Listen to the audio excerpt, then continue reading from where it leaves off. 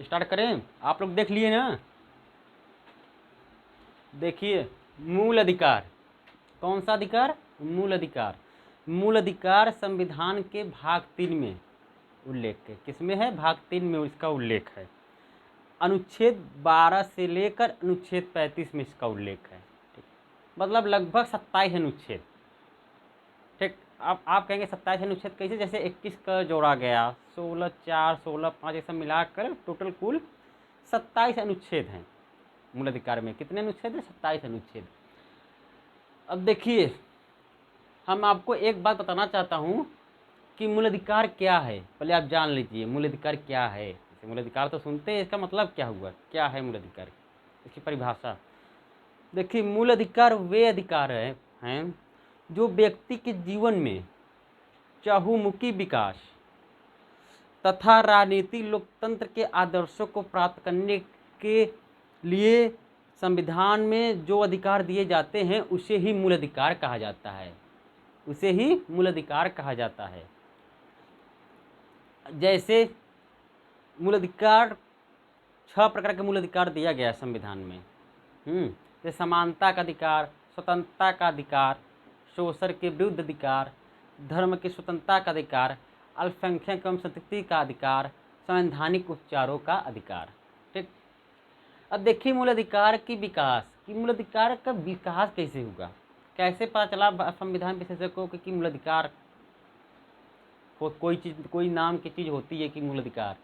देखिए, सर्वप्रथम मूल अधिकार पूरी विश्व में मूल अधिकार सर्वप्रथम ब्रिटेन में आया था। कहाँ आया था? ब्रिटेन में। लेकिन जो भारत में मूल अधिकार लिया गया है वो अमेरिका से लिया गया है। ध्यान रखिएगा, विश्व में सर्वप्रथम मूल अधिकार ब्रिटेन में आया था, लेकिन भारत जो है भारतीय संविधान में जो मूल अधिकार लिया गया है वो अमेरिका से लिया गया है। कन्फ्यूज मत होइए आप लोग। ठीक, देखिए इसकी कहानी है विकास की। क्या हुआ? 1215 में एक सम्राट जान नाम के एक सम्राट राजा रहते थे। उन्होंने पहली बार पूरी विश्व में मूल अधिकार का लिखित दस्तावेज निकाला।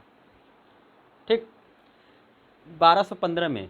फिर उसके बाद 1689 में आइए, 1689 में फिर ब्रिटेन की सरकार ने मूल अधिकार पर व्यक्ति के कुछ गारंटी का अधिकार दिया। उसमें जोड़ दिया गया कि मूल अधिकार आपका हटेगा नहीं, समाप्त नहीं होगा, मैं गारंटी दे रहा हूँ। सरकार द्वारा गारंटी दिया गया 1689 में। फिर 1789 में सर्वप्रथम फ्रांस में मूल अधिकार दिया गया। मानव और नागरिक अधिकारों की घोषणा पत्र, ये उसका स्लोगन था मूल अधिकार का। जो फ्रांस में मूल अधिकार दिया गया उसका स्लोगन था कि मानव और नागरिकों के अधिकारों का घोषणा पत्र। फ्रांस में 1789, याद रखिएगा। ठीक, और जितना मैं बोल रहा हूँ उसको आप लिखते जाइएगा, बहुत काम आएगा ये सब चीज़ें। ठीक, लेकिन एक कहानी है। एक कहानी ये है कि फ्रांस के राजा लुईस 16वें की को फांसी पर क्यों चढ़ाया गया था? पता है? फांसी पर इसलिए चढ़ा दिया गया था लुईस 16वें को क्योंकि उन्होंने फ्रांस में मूल अधिकार का उल्लंघन किया था। अब सोचो, मूल अधिकार का उल्लंघन करने पर वहाँ के राजा लुईस 16वें को फांसी पर चढ़ा दिया गया। ठीक, फिर उसके बाद अमेरिका के संविधान में शामिल हुआ 1791 में। 1791 में 91 वहाँ पर अमेरिका में संविधान जो है 1783 से 1786 के बीच में बन गया था, लेकिन मूल संविधान में शामिल नहीं था मूल अधिकार। वो तो बाद में 7-8 साल बाद शामिल किया गया 1791 में मूल अधिकार। फिर सर्वप्रथम भारत में सर्वप्रथम संविधान विधेयक 1895 के तहत पहली बार उठाया गया था भारत में कि भारत में भी मूल अधिकार। उसमें अंग्रेजों का ज़माना था, तो पहली बार संविधान विधेयक 1895 के तहत पहली बार भारत में मूल अधिकार का मुद्दा उठाया गया कि मूल अधिकार शामिल हमको दिया जाए भारत के व्यक्तियों को। ठीक, फिर उसके बाद धीरे धीरे विकास होता चला गया। फिर 1945 आ गया। 1945 में जब संविधान बनने का, भारत स्वतंत्र होने का जब आहट होने लगा तो 1945 में तेज बहादुर सप्रू थे। तेज बहादुर सप्रू ने सुझाव दिया संविधान विशेषज्ञ को कि मूल अधिकार को संविधान में शामिल किया जाए। मतलब उन्हीं की सिफारिश पर संविधान में मूल अधिकार को शामिल किया गया, तेज बहादुर सप्रू समिति की सिफारिश पर। ठीक है, लिखा हुआ है तेज बहादुर सप्रू समिति की सिफारिश पर। ठीक है, अब देखिए जो मूल अधिकार लिया गया है भारत में, मूल अधिकार को भारत का मैग्ना कार्टा भी कहा जाता है। मैग्ना कार्टा, आप सोचेंगे मैग्ना कार्टा क्या होता है?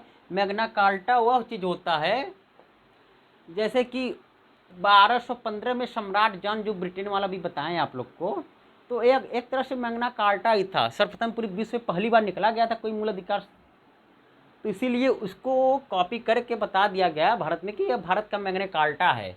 लेकिन जो भाग 3 भारतीय संविधान में उल्लेख है, उसको डॉक्टर भीमराव अम्बेडकर बहुत आलोचना करते हैं। आलोचना करते हुए कहते हैं कि ये मूल अधिकार जो है ये सर्वाधिक आलोचित भाग, मतलब भाग 3 को डॉक्टर भीमराव अम्बेडकर ने सर्वाधिक आलोचित भाग कहा। ठीक, अब देखिए मूल अधिकार में, जो मूल अधिकार है इसमें कौन सा संशोधन किया जाता है, कैसे संशोधन होता है मूल अधिकार में, मैं बताया था ना संविधान संशोधन वाले टॉपिक में। अगर नहीं जानते तो आप लोग पहले संविधान संशोधन का टॉपिक देख लीजिए, तब समझ में आएगा।